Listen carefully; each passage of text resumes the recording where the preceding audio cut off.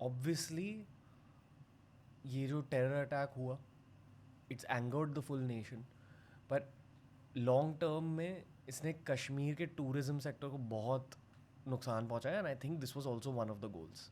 ताक वो जो आपने कहा कि गरीबी फैले, फिर लैक ऑफ एजुकेशन फैले, और लैक ऑफ एजुकेशन की वजह से ये एक साइक्लिक प्रॉब्लम बन जाता एग्जैक्टली। है। एक आखिरी सवाल है आज के एपिसोड में, विच इज़ अकॉर्डिंग टू फौजीज, यहाँ रूट कॉज क्या है और उस रूट कॉज का सल्यूशन क्या है फौजीज के अकॉर्डिंग?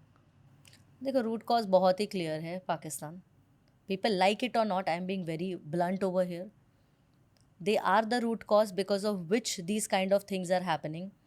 उन्होंने प्रॉक्सी वॉर तभी स्टार्ट किया, उन्होंने जीनोसाइड्स किए हैं अर्ली 90s में, बिकॉज ऑफ विच फंड हुए हैं people, bad actors, bad state actors who have come in the state, they have put the entire, पूरे स्टेट को उन्होंने टर्मोइल में कर दिया था, जो कंटिन्यूड रहा, बट चीज़ें बहुत बेटर हो गई थी from last 5 years and this attack right now.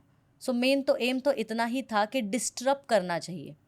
और स्पेशली जब ये कहते हैं कि आपका रिलीजन देख के उन्होंने मारा गया, इट वॉज सो ट्रू।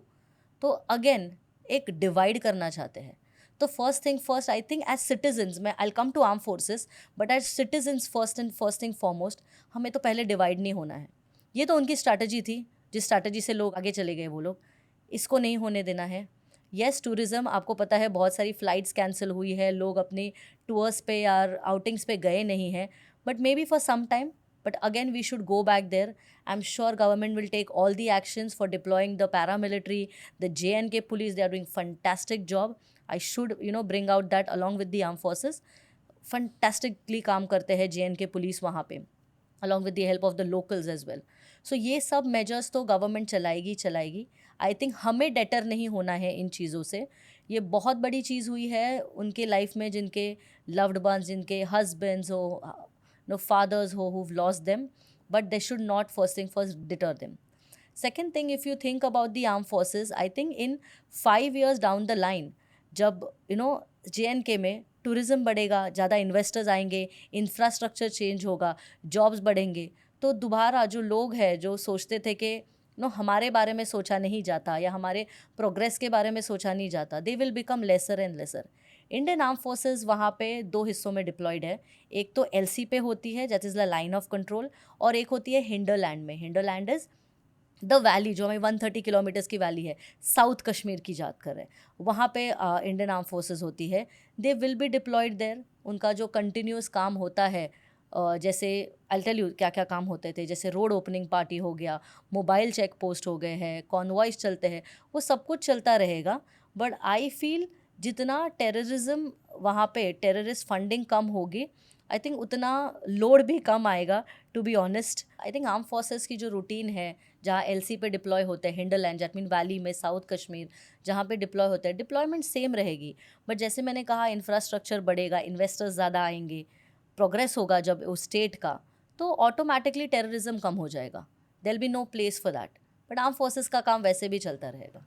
एक आम सिविलियन का रोल क्या है ऐसे फेज में? How do we help the arm forces? नहीं, ये बहुत बहुत ही अच्छा क्वेश्चन है, जब हम बहुत भूल जाते हैं to address. First thing first, मैं हमेशा कहती हूँ, we should be citizens worth fighting for. Arm forces या भारत माता की जय सिर्फ 26 जनवरी और 15 अगस्त को नहीं याद आना चाहिए, ये हमेशा होना चाहिए। एंड जो गलत नरेटिव्स जो फैलते हैं, जैसे हमें पता है social media is like double edge sword. आप कुछ चीज़ें आपको बहुत अच्छी मिलेगी, कुछ चीज़ें आपको बहुत फेक मिलेगी, तो वो चीज़ों से थोड़ा दूर रहे, ज़्यादा से ज़्यादा गलत चीज़ें रीशेयर करना। अनदर बहुत इंपॉर्टेंट एस्पेक्ट जो काम किया है सोशल मीडिया का, जैसे हमें पता है जो जीनोसाइड हुआ अर्ली 90s में, एंड बहुत सारे लोग आज भी उसका प्रूफ मांगते हैं। अनफॉर्चुनेटली तभी सोशल मीडिया नहीं था। आज सोशल मीडिया है, इसलिए लोगों तक पता चल रहा है कि पहलगाम में हुआ क्या।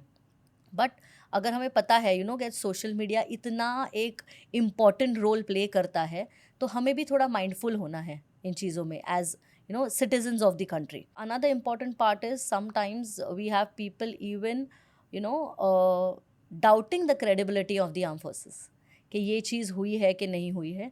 आर्म फोर्सेस का एक्चुअली काम है to national security, to keep every citizen safe guarded.